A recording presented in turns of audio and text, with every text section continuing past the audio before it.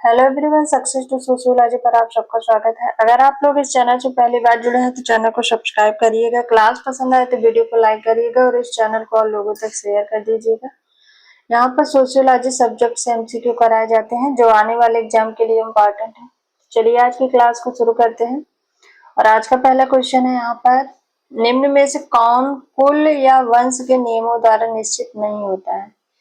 व्यक्ति के समान रुधिर संबंधीगण, संपत्ति का उत्तराधिकार ग्रहण, उत्तराधिकार का क्रम, वैवाहिक संबंध।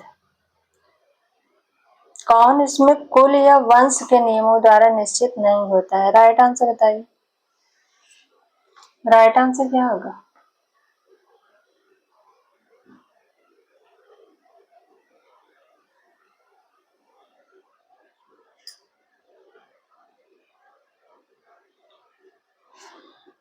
ऑप्शन थर्ड राइट आंसर है, उत्तराधिकार का क्रम।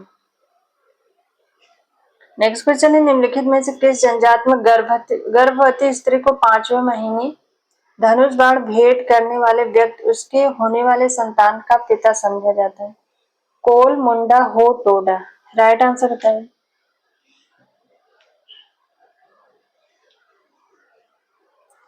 किस जनजात में गर्भवती स्त्री को 5वें महीने धनुष बाण भेंट करने वाले व्यक्ति उसके होने वाले संतान का पिता समझा जाता है?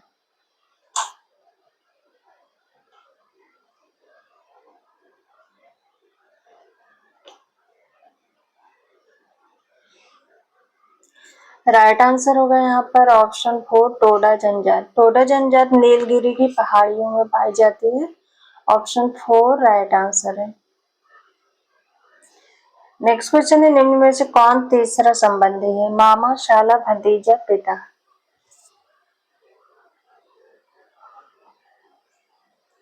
कौन इसमें तीसरा संबंधी है? राइट आंसर बताइए।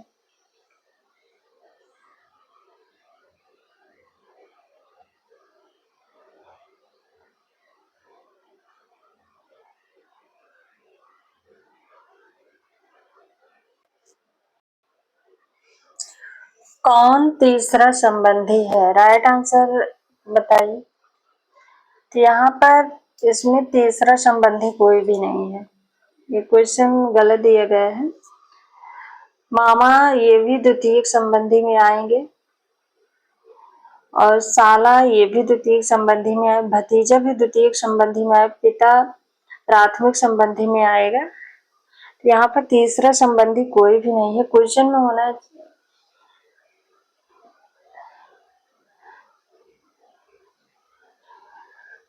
तो यहाँ पर साले की पत्नी होना चाहिए था। कौन इसमें एक तीसरा संबंधी है? तो साले की पत्नी होना चाहिए था।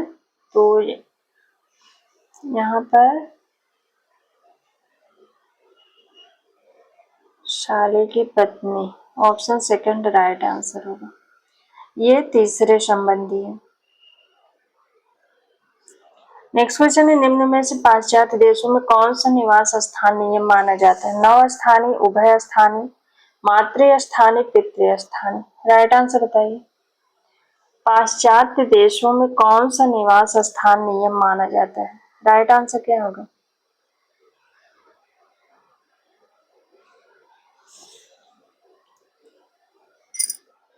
राइट आंसर होगा ऑप्शन फर्स्ट, नव स्थानीय। नेक्स्ट क्वेश्चन है, सलहज, देवरानी आदि संबंध निम्न में से किस प्रकार की नातेदारी? प्राथमिक, द्वितीयक, तृतीयक, रक्त संबंध। राइट आंसर बताइए। सलहज और देवरानी ये किस प्रकार की नातेदारी है? ये तृतीयक नातेदारी में आएंगे।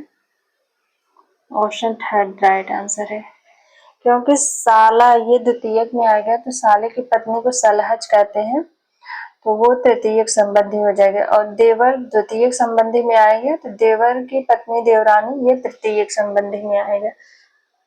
ऑप्शन थर्ड राइट आंसर है। नेक्स्ट क्वेश्चन है, निम्न में से नातेदारी की प्रमुख श्रेणियां कौन सी हैं? तृतीयक, द्वितीयक, प्राथमिक, ये सभी।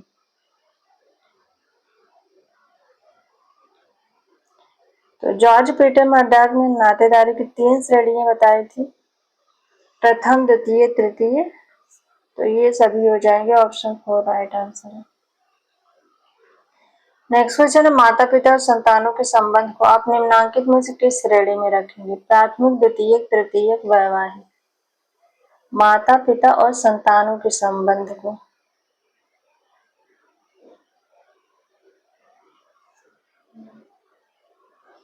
राइट आंसर होगा यहाँ पर ऑप्शन फर्स्ट, प्राथमिक श्रेणी में।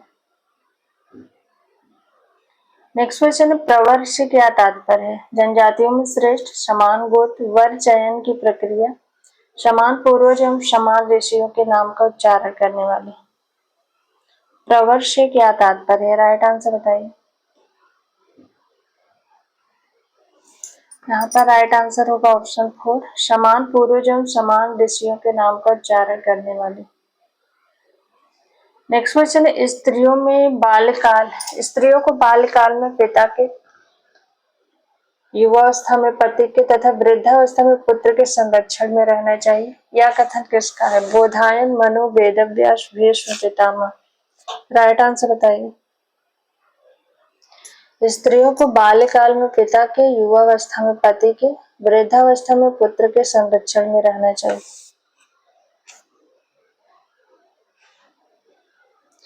राइट आंसर होगा option second, Manu. Next question है, परिहार संबंध किसके मध्य होता है? पति तथा पत्नी, माता तथा पुत्र, पिता तथा पुत्र, जीजा तथा सास।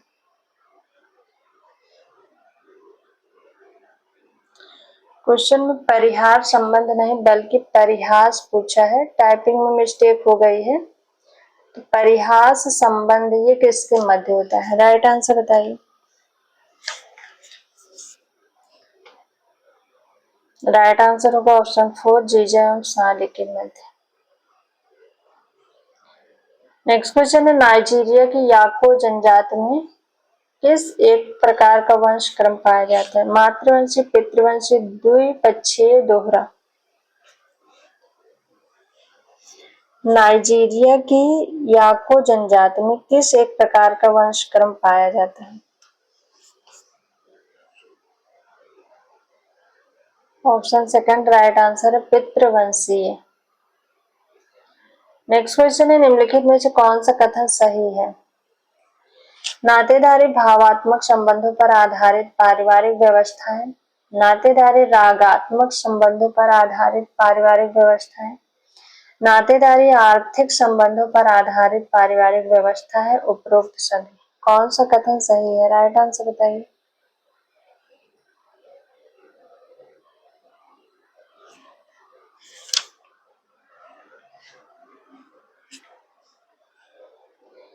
राइट आंसर होगा ऑप्शन फर्स्ट, नातेदारी भावात्मक संबंधों पर आधारित पारिवारिक व्यवस्था है।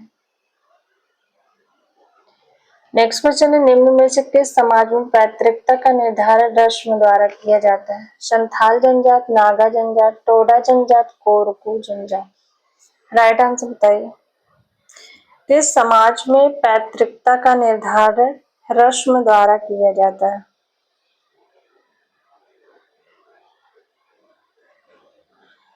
तो राइट आंसर होगा यहाँ पर ऑप्शन थर्ड, टोडा जनजाति। इसके पहले भी एक क्वेश्चन आया था जिसमें गर्भवती स्त्री को 5वें महीने में रस्म कराया जाता है धनुष बाण की प्रक्रिया द्वारा।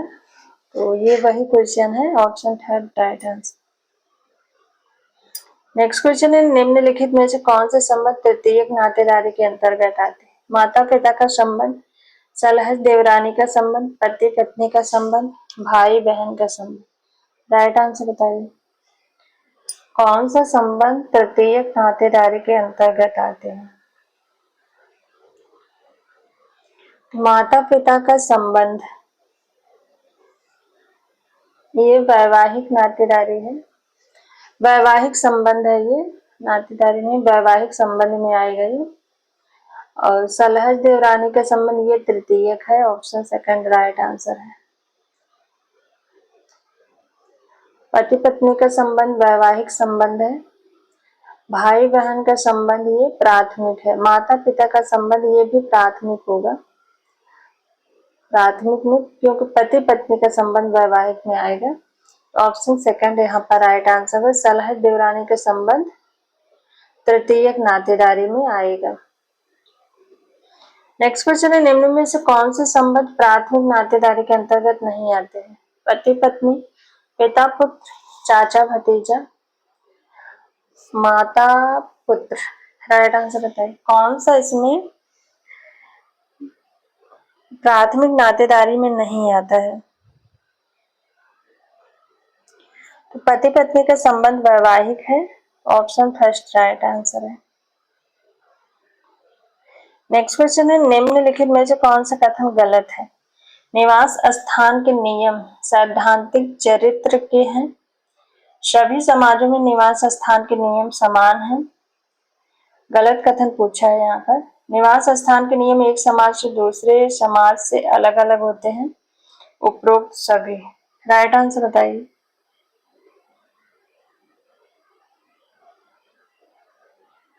कौन सा कथन यहाँ पर गलत है?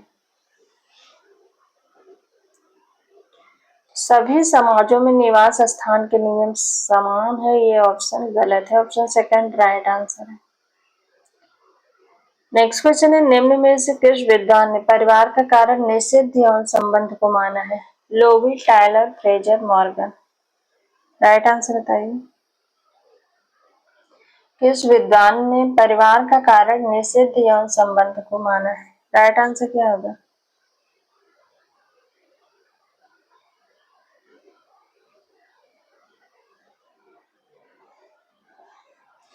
राइट आंसर होगा ऑप्शन थर्ड फ्रेजर।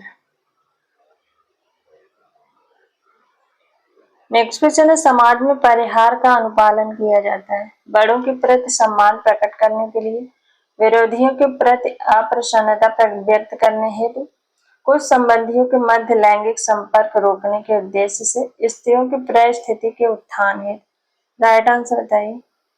समाज में परिहार का अनुपालन किया जाता है।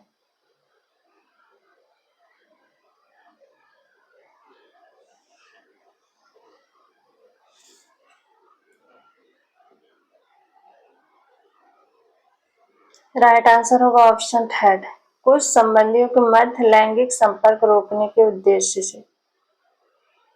नेक्स्ट क्वेश्चन है, निम्नलिखित में से कौन सी जनजाति मातृवंशीय है? चैंग, सैक, जैन कटिया, मिर्जो, कुकी। कौन एक इसमें जनजाति मातृवंशीय है? राइट आंसर बताइए।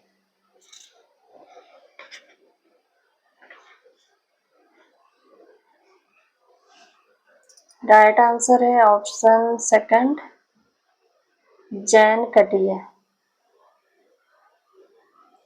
नेक्स्ट क्वेश्चन है, निम्नलिखित में से कौन सा शब्द सामाजिक पितृत्व को व्यक्त करने के लिए प्रयोग में लाया जाता है? जेनिटोर, जेनेटिक्स, पेटर, कम, पेराजगो। राइट आंसर बताइए।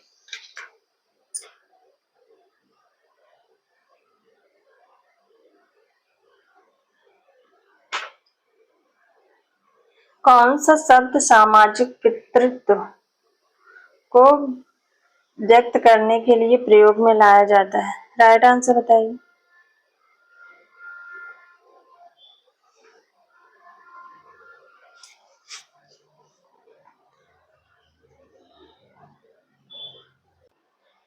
राइट आंसर है ऑप्शन फर्स्ट जेनिटोर।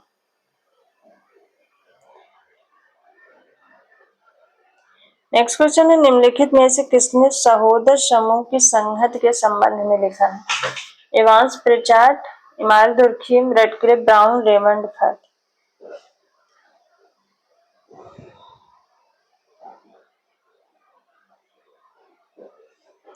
किसने सहोदर समूह की संहत के संबंध में लिखा है? राइट आंसर बताइए।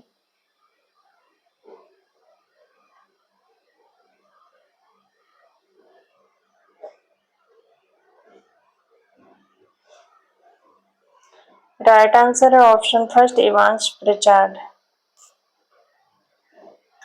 नेक्स्ट क्वेश्चन है, निम्नलिखित में से कौन सा विकल्प नातेदारी के कार्य को स्पष्ट करता है? सहोदरों का निर्धारण, विवाह एवं नातेदारी व्यवस्था का उत्पन्न करना, विवाह एवं परिवार का निर्धारण, उपरोक्त सभी। राइट आंसर बताइए।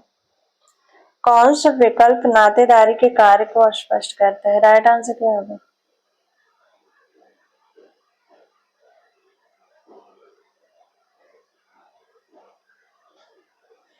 राइट आंसर होगा यहाँ पर ऑप्शन 4, उपरोक्त सभी। सहोदरों का निर्धारण, विवाह एवं नातेदारी व्यवस्था का उत्पन्न करना, विवाह एवं परिवार का निर्धारण, ये सभी हो जाएगा। नेक्स्ट क्वेश्चन है, निम्नलिखित में से किस जनजाति में सबसे छोटी पुत्री को संपत्ति का उत्तराधिकार प्राप्त होता है? खासी, खासा, कुकी, अपेटिमस। राइट आंसर बताइए। किस एक जनजाति में सबसे छोटी पुत्री को संपत्ति का उत्तराधिकार दिया जाता है?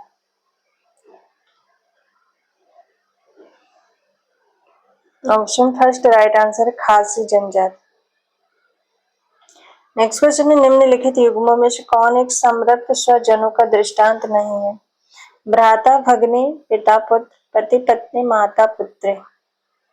राइट आंसर बताइए। कौन समरक्त स्वजन में नहीं आते हैं? राइट आंसर बताइए। राइट आंसर होगा यहाँ पर ऑप्शन थर्ड, पति पत्नी। नेक्स्ट क्वेश्चन है, एक व्यक्ति और उसका दत्तक पुत्र एक वैवाहिक स्वजन है, एक समरक्त स्वजन है, ए और बी दोनों, इनमें से कोई नहीं। एक व्यक्ति और उसका दत्तक पुत्र। राइट आंसर बताइए।